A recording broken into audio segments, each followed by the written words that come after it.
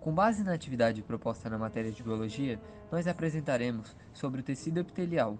O nosso grupo é composto por Adriano, Diogo, Marcos, Matheus Dutra, Micael, Matheus Bittencourt. Mas antes de nós começarmos a explicar, nós devemos saber o que é o tecido epitelial. Existem diversos tipos de tecido epitelial, dentre eles o simples escamoso, o simples cúbico, simples colunar, transitorial, estratificado escamoso, estratificado cúbico, pseudoestratificado colunar. Mas isso nós explicaremos depois, um por um.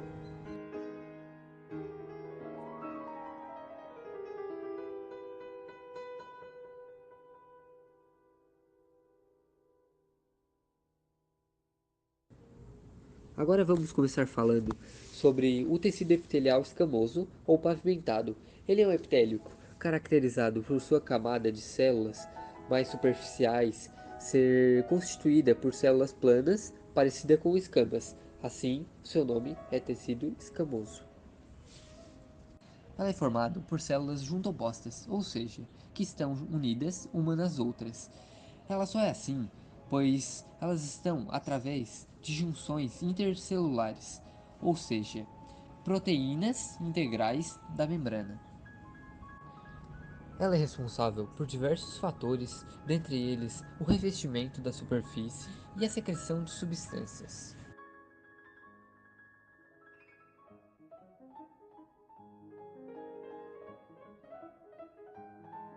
Tecido epitelial cúbico simples.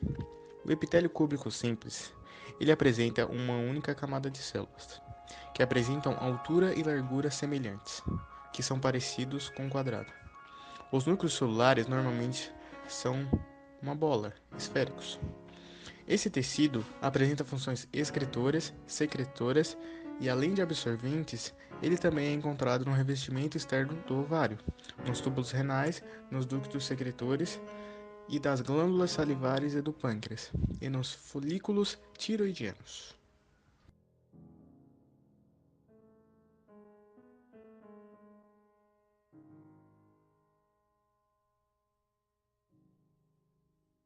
O tecido epitelial cilíndrico simples, ele encontra-se geralmente em superfícies de órgãos intensamente absorventes, tipo intestino delgado e vesícula biliar, e superfícies secretoras, como o estômago.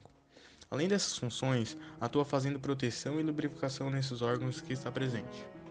Em alguns órgãos, as células do epitélio cilíndrico simples apresentam especializações, como cílios, que auxiliam no transporte dos ovocitos, o ovo, até o útero, tuba uterina, e microvelocidades que aumentam a superfície celular para a absorção de nutrientes, tipo o intestino delgado. Nesses epitélios também é comum a presença de células secretoras.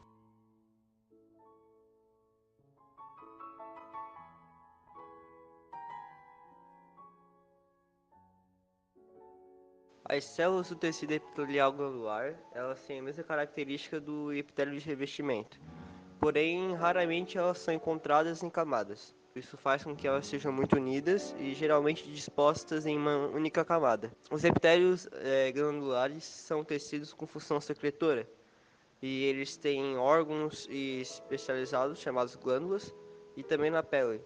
São as mucosas, quando elas são espécies ricas em músculos e tipo glândulas salivares, que liberam a saliva, que é uma mucosa, e as serosas, que elas são fluidos aquosas, claras e ricas em proteínas, tipo as do pâncreas ou as do suor. Elas também podem ser mistas quando ocorrem secreções mucosas e serosas juntas, tipo glândulas salivares parótidas. É... As células epiteliais secretoras também são capazes de sintetizar moléculas a partir de moléculas precursoras menores ou modificá-las. As células de secreção também podem estar isoladas entre as células do epitélio de revestimento, ou formando esse epitélio, por exemplo, revestindo a cavidade do estômago ou parte do aparelho respiratório.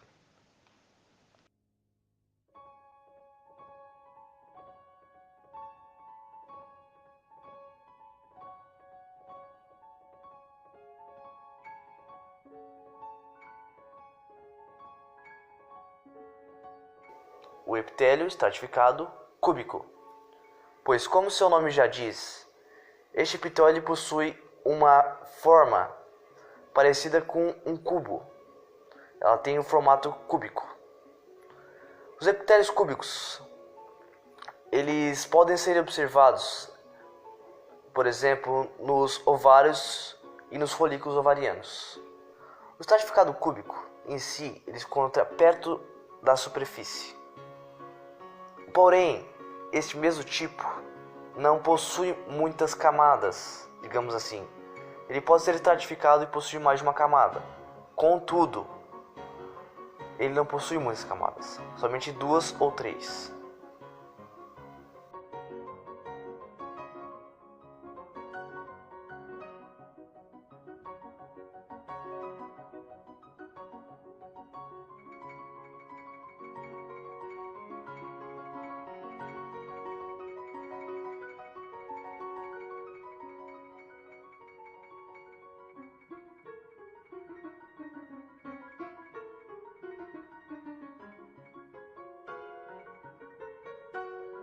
Pseudoestratificado colunar.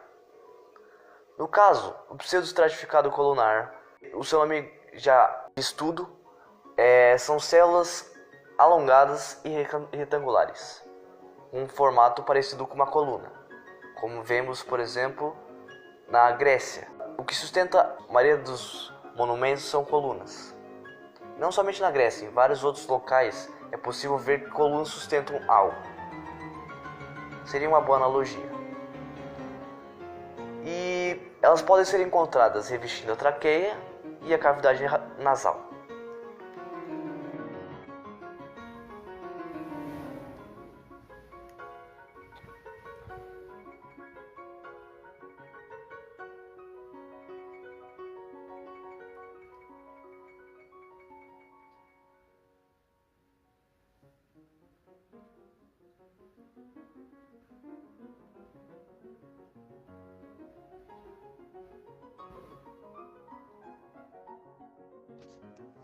O tecido a ser apresentado é o epitelial de transição.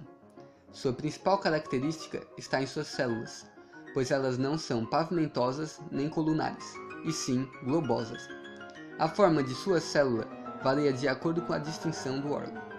Elas podem ser achatadas, grandes, arredondadas ou em forma de cúpula, aí depende das circunstâncias.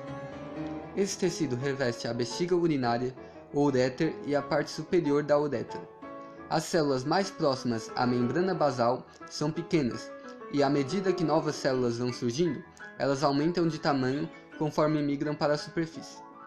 Nestas células, a membrana plasmática em contato com a urina é especializada, apresentando placas separadas por faixas de membrana mais delgada.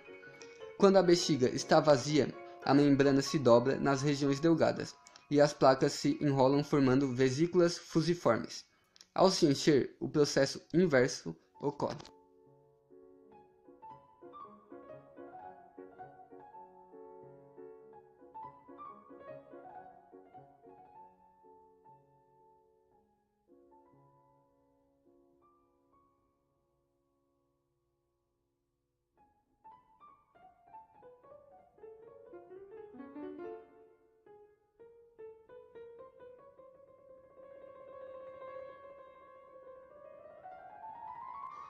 Agora eu vou estar apresentando o tecido epitelial estratificado, pavimentoso ou escamoso. O número de camadas celulares deste tecido pode variar de 20 a 30. Ele pode ter diferentes tipos de células, como células cúbicas na base até células achatadas no seu ápice.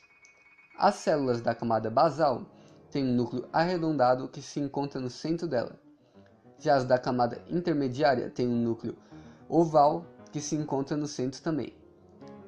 As da camada superficial são bem diferentes das demais. Elas se assemelham a escamas de peixe, por isso são pavimentosas e têm um núcleo achatado no centro.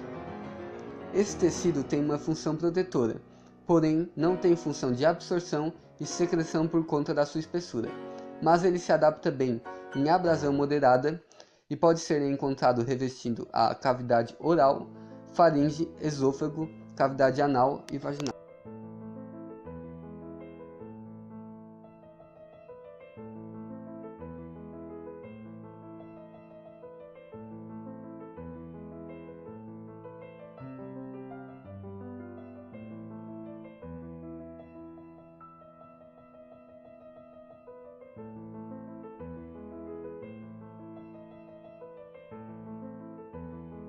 Os epitérios não são vascularizados, com exceção de um epitério estratificado na orelha interna, e sua nutrição é feita por difusão a partir dos vasos sanguíneos que correm no tecido conjuntivo.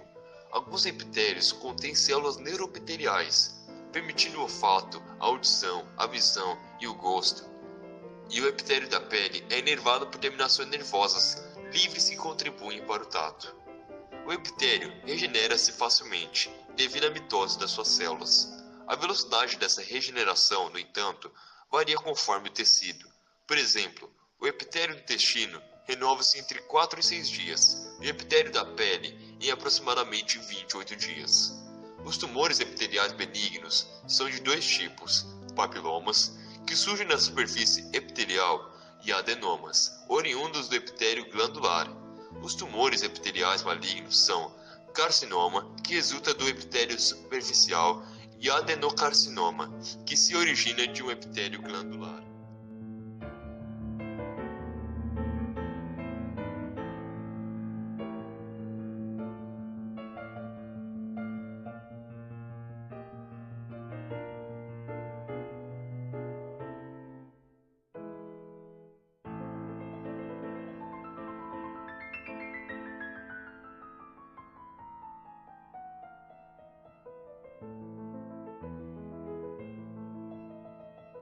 Roteiro e desenvolvimento: Adriano, Diogo, Leonardo, Marcos, Matheus Mitterkurt e Matheus Dutra.